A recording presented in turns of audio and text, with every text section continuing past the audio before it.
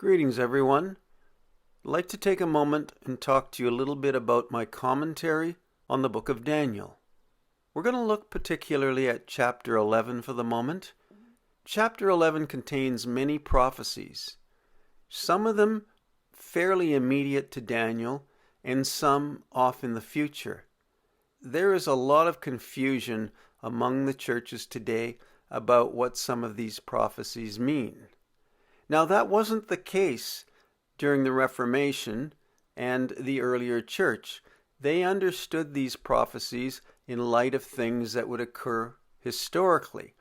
And this is particularly true of the Reformers, who were able to look back down the corridor of time and correlate these prophecies with events in history.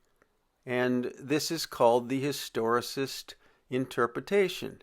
And this was the view of the church for most of its history. And that has recently changed with the advent of futurism, whereby everything gets pushed into the future. But that wasn't the case for most of the history of the church. Now, as I said, we're going to look at chapter 11. In chapter 11, Daniel prophesies the various kings in Persia, Greece, the south, and the north, their conflicts with each other, and their conquests. Near the end of the chapter, he discusses a king that shall rise up. Unlike any king before him, this king will not regard the desire of woman, and he will set himself above every god, even above God Almighty. He will magnify himself and speak marvelous things against the God of gods.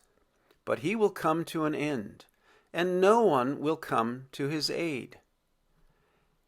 Let's take a look at verse 1. Verse 1 speaks of Darius.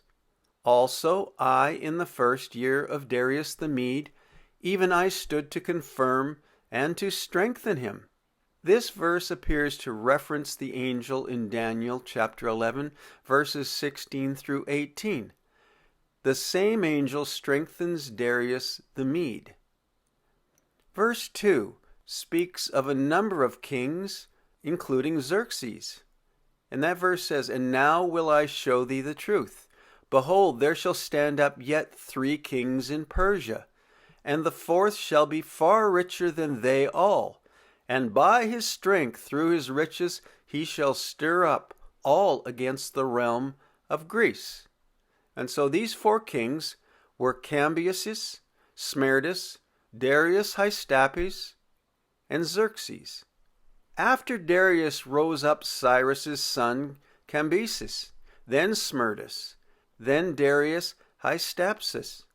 Under these kings the empire flourished.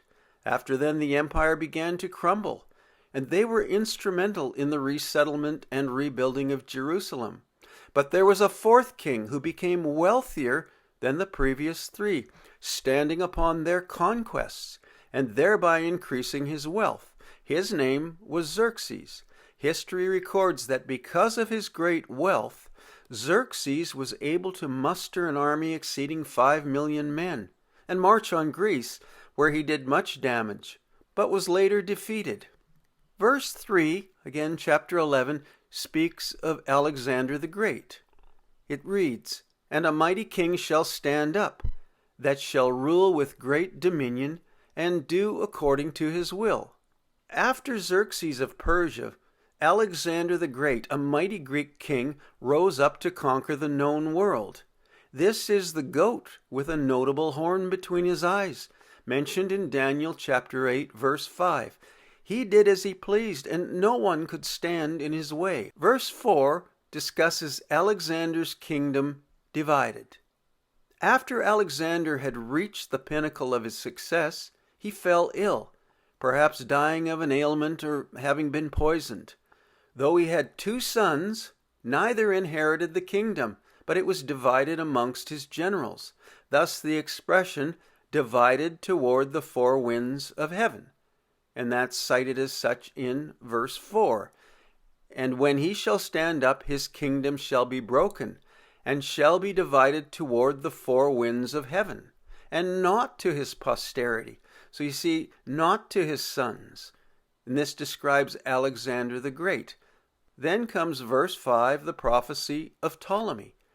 And the king of the south shall be strong, and one of his princes, and he shall be strong above him, and have dominion. His dominion shall be a great dominion. This verse is in reference to Ptolemy, a Greek prince who was given Egypt when the Greek Empire was divided. Indeed, Ptolemy was great, ruling over Macedonia, Greece, Thrace, Asia, Syria, Babylonia, Media, and all the eastern countries as far as India, even from Taurus to the river Indus, and so likewise from Taurus to the Aegean Sea. Then verse 6 speaks of a union of the north and the south. This refers to the union of Syria to the north and Egypt to the south. Ptolemy Philadelphus, king of Egypt, gave his daughter Bernice in marriage to Antiochus in Syria. The union was settled with a large dowry, the purpose of which to establish peace and strengthen alliances between the north and the south. However, at the death of Ptolemy, Antiochus put aside Bernice and resumed bedding his former wife. Eventually, Bernice was poisoned to death. Now this is what verse 6 speaks of. It reads, "And in the end of years they shall join themselves together.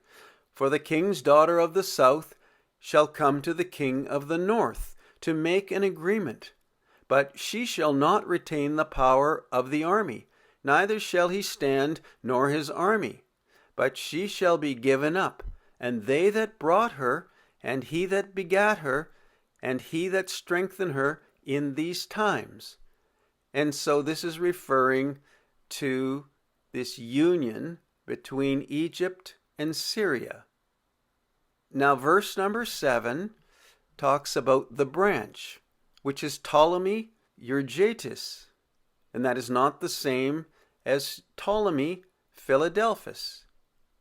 And that verse reads, "But out of a branch of her roots shall one stand up in his estate, which shall come with an army, and shall enter into the fortress of the king of the north, and shall deal against them, and shall prevail." Now Bernice's brother was Ptolemy Euergetes. He succeeded her father in the southern kingdom. He heard of what happened to Bernice and marched on the north, hoping to rescue her, but was too late. However, he conquered most of Syria and its northern cities.